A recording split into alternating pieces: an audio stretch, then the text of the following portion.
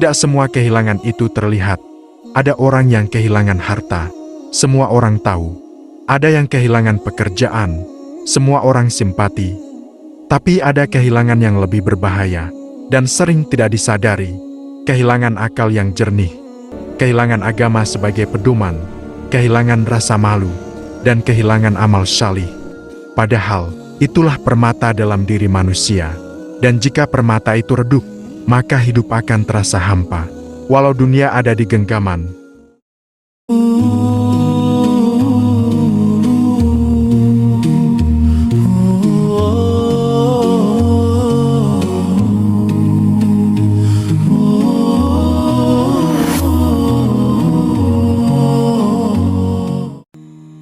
Assalamualaikum warahmatullahi wabarakatuh.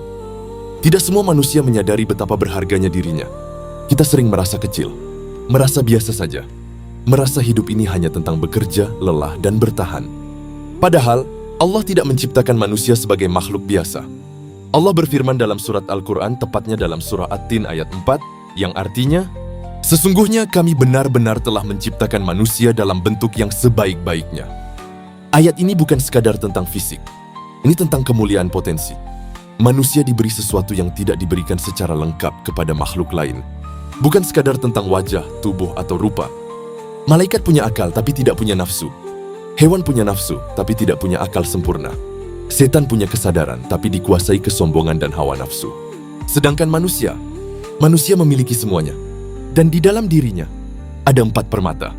4 permata ini yang menentukan apakah manusia akan lebih tinggi dari malaikat atau lebih rendah dari binatang.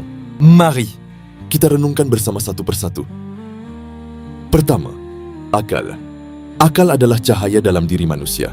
Dengannya kita bisa membedakan benar dan salah. Dengannya kita bisa memilih. Dengannya kita bisa berpikir sebelum bertindak.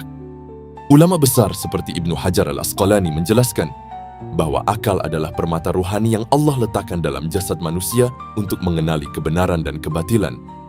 Tanpa akal, manusia hanya mengikuti dorongan. Lihat realita hari ini. Berapa banyak orang cerdas secara pendidikan, tapi bodoh dalam mengambil keputusan hidup? Berapa banyak yang pintar secara akademik, tapi gagal mengendalikan emosi? Karena akal bukan sekadar kecerdasan. Akal adalah kemampuan menahan diri. Akal membuat seseorang berhenti sebelum berkata kasar. Akal membuat seseorang berpikir sebelum menyakiti. Akal membuat seseorang mempertimbangkan akhirat sebelum mengejar dunia. Namun akal bisa rusak. Ia bisa tertutup oleh syahwat. Ia bisa dikalahkan oleh ambisi. Ketika akal tidak lagi memimpin, nafsu yang mengambil alih. Kedua, agama penuntun akal. Akal saja tidak cukup, karena akal manusia terbatas. Ia bisa salah. Ia bisa terpengaruh lingkungan. Disinilah agama menjadi permata kedua. Agama adalah kompas. Ia mengarahkan akal agar tidak menyimpang. Agama mengajarkan batas. Mana halal, mana haram, mana yang Allah ridai, mana yang Allah murkai. Tanpa agama, manusia bisa membenarkan apa saja. Hari ini banyak orang berkata, yang penting tidak merugikan orang lain. Padahal dalam Islam, standar benar bukan hanya menurut manusia, tapi menurut Allah. Agama menenangkan hati. Agama memberi arah hidup. Agama membuat kita tahu untuk apa kita diciptakan. Tapi sayangnya, banyak yang tahu agama, tapi tidak menjadikannya pedoman. Ilmu ada, kajian diikuti, konten dakwah dituntun. Namun dalam praktik, masih jauh dari nilai-nilai Islam. Itulah tanda agama belum benar-benar meresap menjadi permata. Ketiga, sifat malu. Permata ketiga adalah malu. Dan ini yang mulai langka. Rasulullah SAW bersabda, malu itu bagian dari iman. Malu bukan berarti minder. Bukan berarti takut tampil. Malu adalah rasa yang menahan kita dari keburukan. Ibnu Hajar Al-Asqalani membagi malu menjadi 2. Hayaun nafsiyun adalah malu bawaan, sedangkan hayaun imaniyun adalah malu karena iman. Malu karena iman inilah yang membuat seseorang berhenti dari maksiat meskipun tidak ada yang melihat. Hari ini, banyak orang tidak malu lagi. Tidak malu membuka aib. Tidak malu memamerkan maksiat. Tidak malu berkata kasar. Jika rasa malu hilang, hancurlah benteng terakhir manusia. Karena saat malu sudah pergi, nafsu akan berbicara tanpa rem. Dan keempat, amal syalih. Permata terakhir adalah amal syalih. Inilah buah dari 3 sebelumnya. Akal memahami, agama membimbing, malu menjaga, lalu lahirlah amal syalih. Amal syalih bukan sekadar ibadah ritual. Ia adalah kejujuran saat berdagang, kesabaran saat diuji, kelembutan dalam rumah tangga, keikhlasan saat tidak dipuji. Namun realita hari ini menyedihkan. Ada yang pandai berbicara agama, tapi lisannya menyakiti. Ada yang hafal dalil, tapi tidak amanah.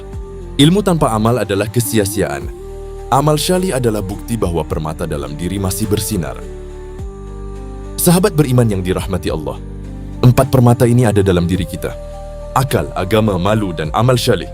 Tapi permata bisa redup, ia bisa hilang perlahan. Bukan karena dirampas, tapi karena kita sendiri yang mengabaikannya.